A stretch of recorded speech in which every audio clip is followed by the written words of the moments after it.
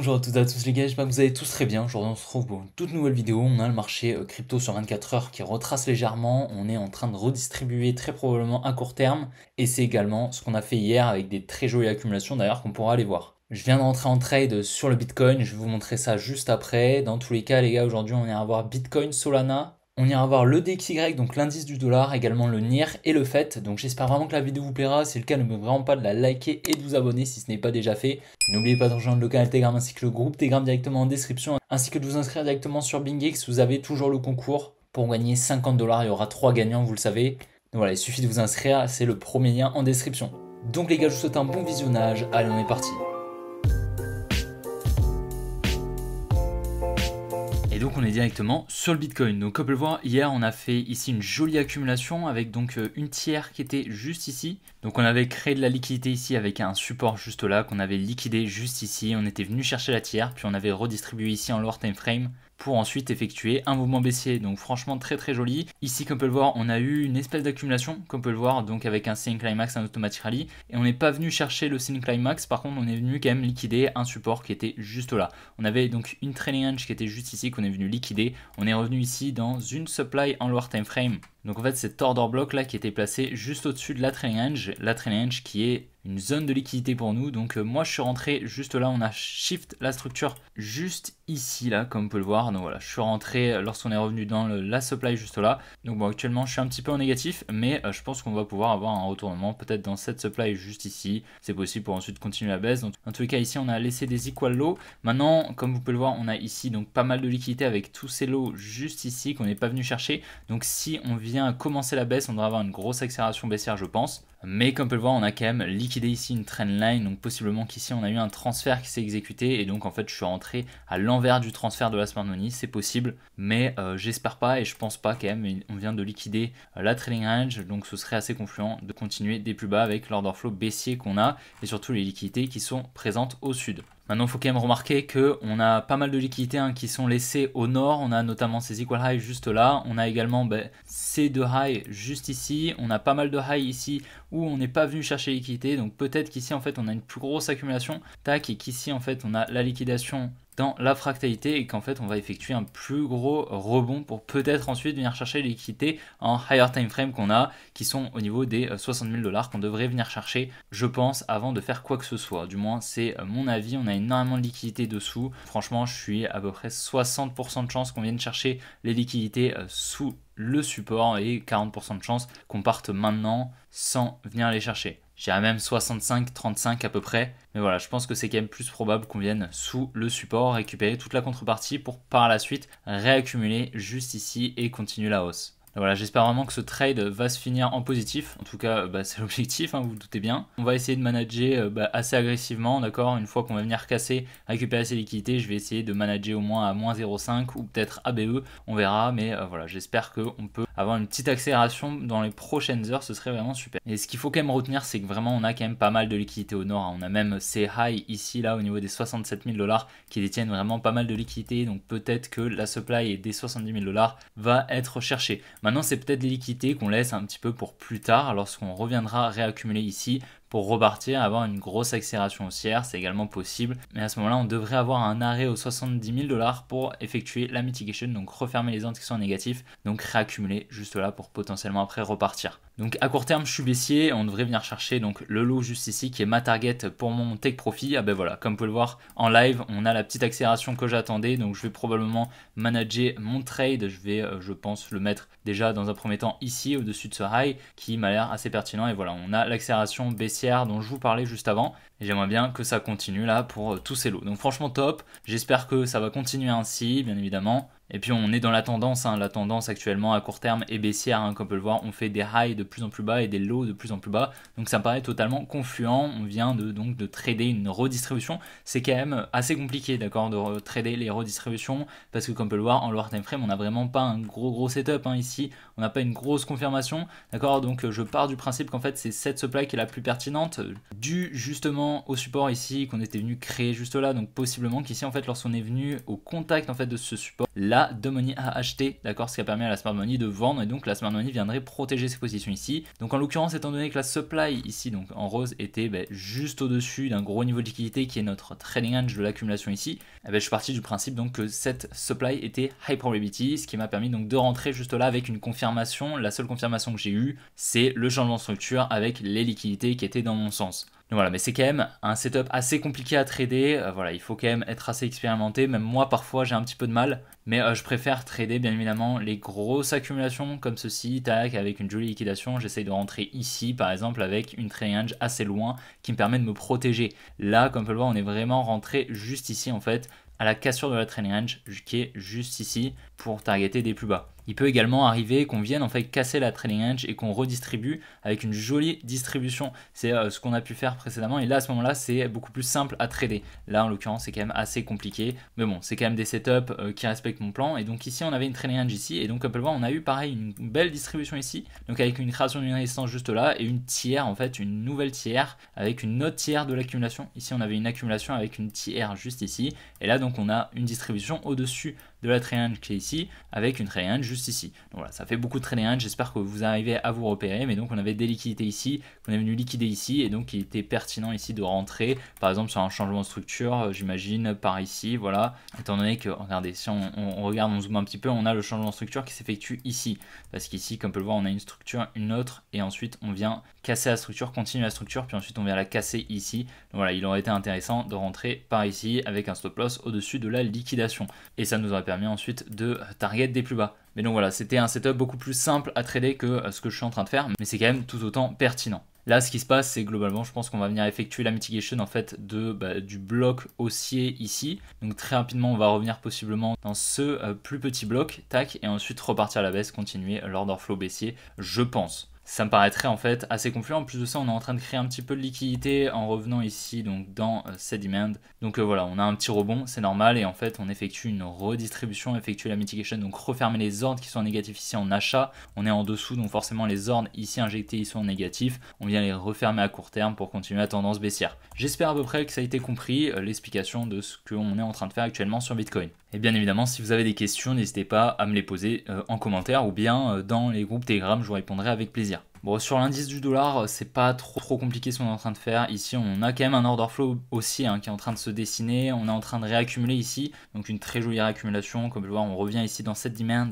pour effectuer la mitigation. Je viens de vous expliquer, donc refermer les ordres qui sont négatifs. Et en plus de ça, on laisse pas mal de liquidités au nord. On vient récupérer toutes les liquidités au sud. Donc là, je pense qu'on va venir protéger ce lot et continuer la tendance haussière. Donc ça, c'est assez baissier en fait pour tous les actifs des marchés. Donc par exemple, déjà l'euro USD sur le Forex. On a également toutes les actions, d'accord, le S&P qui va probablement retracer avec un dollar qui est fort et bien évidemment les cryptos également. Lorsqu'on a un dollar fort, on a un dollar qui rémunère beaucoup plus, donc les capitaux vont plus vers le dollar plutôt que sur les autres actifs, avec plus de risques comme le Bitcoin, les actions, etc. Donc moi actuellement je pense qu'on va venir donc protéger ce lot, comme je vous ai dit, on est clairement sur un order flow aussi, vous le voyez très bien, on fait des lots de plus en plus haut et des hauts de plus en plus haut. Donc voilà, je pense qu'on va venir chercher donc la zone de fair value gap qu'on a en higher time frame, on va se mettre en 4 heures. Donc on a un order flow qui s'exécute super bien ici depuis ce lot, clairement, depuis même cette demand ici, donc voilà, tout est super clean.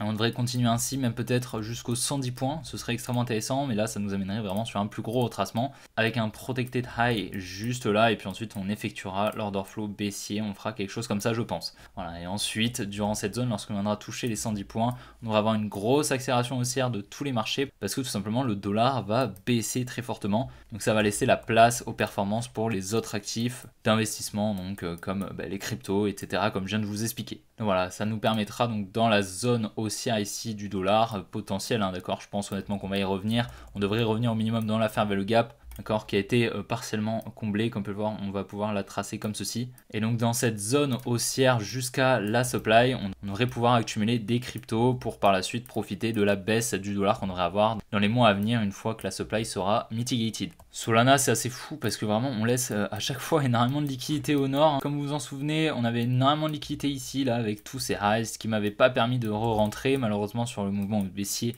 que j'avais et l'order flow qu'on avait déjà depuis le top ici qu'on avait très bien forecast, donc ça m'avait pas permis de re-rentrer parce que j'étais déjà rentré ici. Mais là après on laisse quand même pas mal de liquidité ici avec ces equal high juste ici. D'ailleurs on avait eu la distribution qui était ici, là en lower time frame, et on n'était même pas venu casser le high. Mais après on était venu donc créer une résistance, et je vous l'avais partagé ce setup baissier sur le groupe Telegram. Donc comme on peut le voir, notre order flow est en train de s'exécuter. Je vous avais dit donc que ce lot était très peu probablement protégé dû justement à ce support et ces liquidités en fait qui donc créaient énormément de contreparties juste dessous. Donc pour moi c'était de l'inducement, une zone donc à venir récupérer à moyen terme et qu'on devrait donc venir chercher ce niveau au niveau des 115 $ au minimum, donc avec possiblement une demand au niveau des 95 $ qui serait intéressante. Pour le moment l'order flow baissier s'exécute très bien et on est revenu très proche de ce support, donc en fait ça conforte un plus gros support qui serait comme ça. Donc j'ai très peu de doutes en fait sur l'exécution du billet et qu'on vienne au minimum chercher ce lot. Maintenant à plus court terme, on peut possiblement revenir un petit peu plus haut, mais là on est revenu quand même dans une supply assez intéressante qui est juste ici comme on peut le voir. Donc on pourrait tout à fait effectuer donc l'order flow baissier qu'on a également sur le Bitcoin. Ça nous ferait donc une petite structure comme ceci, tac, avec donc des liquidités juste là, comme vous pouvez le voir.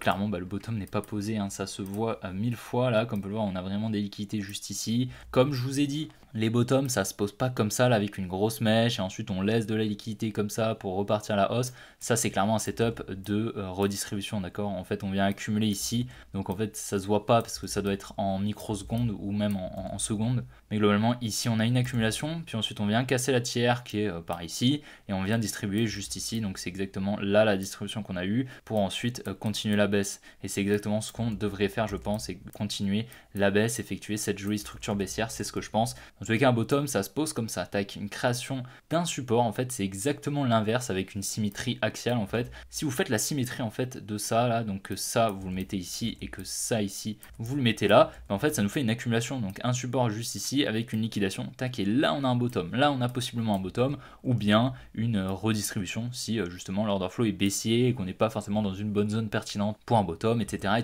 Donc voilà, là dans tous les cas on n'a pas le bottom, on devrait venir chercher ce lot au minimum, et puis l'autre lot là un petit peu plus bas que je vous ai dit en higher time frame qu'on attend déjà depuis plusieurs semaines, c'est le lot des 115 $. Tranquillement on va aller le chercher. Donc voilà, ce sera en dessous donc de ces deux trendlines en higher time frame, ce sera des bonnes zones pour recharger du Solana je pense à long terme, parce que clairement le Solana c'est un projet qui est super intéressant et il faut en avoir je pense dans son portefeuille. Donc voilà, après il faudra pas avoir peur d'en racheter ici parce que clairement je pense que il y aura un petit peu de panique, et ici ce sera vraiment une bonne zone, une grosse zone de contrepartie pour la smart money. Donc la smart money va possiblement recharger ici ses positions et donc nous on veut être dans son sens, donc c'est ici qu'il va falloir commencer à recharger sous ce lot. Ce sera vraiment pertinent selon moi. Sur le NIR je suis assez mitigé honnêtement. Là actuellement on a eu donc je pense une grosse distribution ici en fait, donc avec la création d'un support qu'on pourrait notifier juste là, enfin une résistance pardon qu'on est venu liquider juste ici. Donc en plus c'est une distribution qui a lieu juste au-dessus d'une trendline, une très grosse trendline qu'on peut voir juste là qui est magnifique. Donc ici on a possiblement eu un gros transfert entre la main forte et la main faible qui s'est exécuté. On a un petit peu le même setup que sur Solana, qu'on peut le voir, une grosse mèche juste là, et ensuite on vient monter progressivement en laissant énormément de liquidité ici. Parce qu'on est totalement sur une redistribution. Donc ici on a une accumulation assez verticale, un Single Max Automatic Rally, un ST et un STNB. Juste là on vient casser la tiers, donc qui était ici là au niveau donc des liquidités que j'ai matérialisé ici par la droite rose. Ensuite on est venu distribuer bien plus haut, comme on peut le voir, donc au-dessus de la trendline, et on devrait je pense continuer la tendance baissière actuellement. D'accord, donc possiblement venir chercher ce lot je pense, même peut-être celui-ci, d'accord, on verra, mais ce que va nous faire le Bitcoin. Mais c'est donc un biais qu'on a depuis déjà un moment sur le NIR. Mais donc voilà, on était quand même ici sur une jolie zone d'achat que je vous ai partagé déjà il y a un moment avant qu'on y vienne. Donc depuis la zone d'achat on est déjà sur un 50%, je pense qu'on est sur une jolie zone ici pour prendre des profits sur le NIR. On est quasiment au top, d'accord, à très peu de performance près, à environ 24%, c'est pas énorme. Donc franchement là depuis la demand on est quand même à 50%. Je pense que voilà, prendre une partie des profits depuis cette demand est quand même quelque chose d'assez pertinent je pense. Maintenant qu'on peut le voir c'est assez bizarre ce qu'on fait, on est en train de créer une espèce de résistance ici, on pourrait possiblement venir la liquider pour ensuite continuer la baisse, mais ici à plus court terme. Mais ici au sud on crée également pas mal de liquidités avec ces lots. C'est assez mitigé, on a pas mal de liquidités au nord et au sud, mais je pense honnêtement que ce high est protégé. On va surveiller ça dans tous les cas, mais je pense que ça peut être réellement quelque chose de pertinent, protéger ce high, parce que avec cette trendline qu'on est venu casser à la hausse, la Domini a acheté, ce qui a permis donc à la Smart Money en face de vendre en plus de ça avec cette magnifique distribution avec une jolie résistance. Donc en fait on est venu la casser, donc ça a créé encore plus de contrepartie. La Domini est passée aussi à encore plus ici, déjà qu'elle l'était avec cette trendline baissière cassée à la hausse, on est venu casser donc à la hausse cette résistance. Donc un transfert a eu lieu ici et donc la smart money a injecté ses positions en vente juste là, également a pris des profits possiblement, donc avec un prix moyen ici. Voilà, on devrait je pense ensuite exécuter le biais baissier qu'on attend je pense à court terme. Et surtout on a toutes ces liquidités comme Confluence en fait, on a vraiment énormément de liquidités qui n'ont pas été cherchées depuis le bottom actuel, qu'on devrait je pense venir chercher sans trop de problèmes. Donc dans la dernière vidéo sur le FET, le FET, donc le ticker FET, FET, je vous avais partagé une jolie analyse qui est en train de s'exécuter magnifiquement. On avait donc cette trendline ici, on est venu la casser à la hausse, un petit peu comme ce qu'on est en train de faire sur le NIR.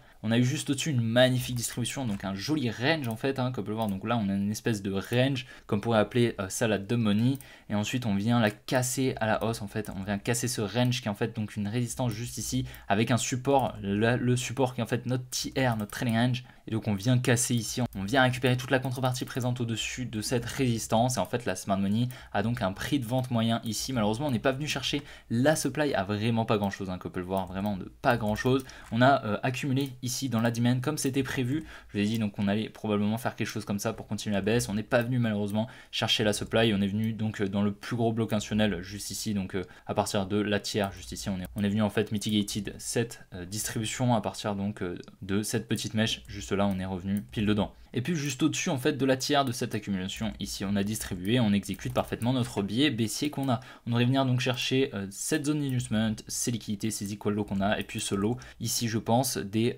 1,6 $. Tranquillement, on va y aller et effectuer une grosse structure baissière comme ceci. Venir chercher je pense cette demand au niveau des 1,2 $. Ce sera une magnifique zone ici de rechargement à partir de ce lot, ce sera vraiment super intéressant. Pareil sur le fait, je vous avais partagé donc cette demand ici. Donc actuellement on est sur un petit 27%. Et puis depuis la zone que je vous ai partagé ici, on était pareil sur 50%. Donc franchement des jolies performances quand même, surtout sur une tendance baissière et un moment où on est un petit peu indécis sur le marché. Donc franchement c'était quand même un très beau move d'acheter ici lorsque je vous l'avais partagé il y a déjà un moment, et puis de vendre ici dans la dernière vidéo. Je vous avais dit qu'on allait probablement protéger ce high. Maintenant vendre la totalité ici, c'est peut-être pas forcément le plus pertinent, parce que si après on vient réaccumuler ici pour continuer la hausse, bon bah forcément c'est assez risqué, ok.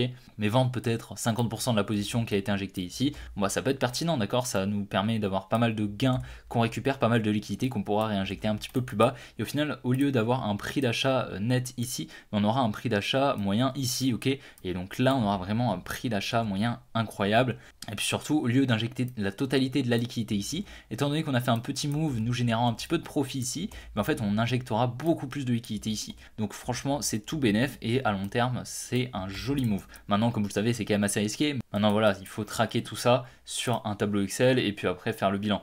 Par contre je réserve pas mal de liquidité ici pour cette demand qui sera je pense super intéressante. On peut le voir, c'était une demand, on est revenu partiellement effectuer la mitigation mais très rapidement. Donc je pense que ce serait totalement pertinent donc de venir sous ce lot. À partir de sous ce lot ce sera pertinent je pense de racheter du fait. J'espère que vous avez à peu près compris. Dans tous les cas ici pareil on n'a pas de bottom, comme on peut le voir on a des liquidités ici. Donc franchement un order flow qui est clair, on va venir protéger ce high je pense. Du moins c'est sûr selon moi à 90% je pense, pour par la suite continuer cette tendance baissière, avoir une jolie structure baissière qui est en train de se dessiner, qui est réellement magnifique. Et donc voilà les gars, j'espère vraiment que la vidéo vous aura plu. Si c'est le cas, n'oubliez vraiment pas de la liker et de vous abonner si ce n'est pas déjà fait, vraiment ça m'aide énormément. Et puis de participer au concours sur BingX, il vous suffit de vous inscrire, c'est super simple. Et vous pouvez trader, acheter des cryptos sans KYC, c'est super intéressant pour vous je pense. Donc voilà, j'espère que mon trade va bien se passer. Voilà, on va surveiller ça dans la soirée tranquillement. Mais bon voilà, ça devrait tranquillement se passer. Je vais déjà manager, donc ça devrait déjà aller un petit peu mieux. On devrait déjà sécuriser un petit peu de risque. Donc voilà, c'est cool. Dans tous les cas, on est quand même sur un order flow globalement baissier. On n'a pas encore touché les bottoms selon moi. Et les analyses sur les altcoins me paraissent assez confluentes justement avec le biais que j'ai sur Bitcoin. Donc franchement, tout devrait bien se passer je pense. Et on devrait avoir des jolies zones de rechargement. J'espère que la vidéo vous a plu. Dans tous les cas les gars, on se retrouve demain pour une prochaine vidéo comme d'habitude. Allez, ciao les gars.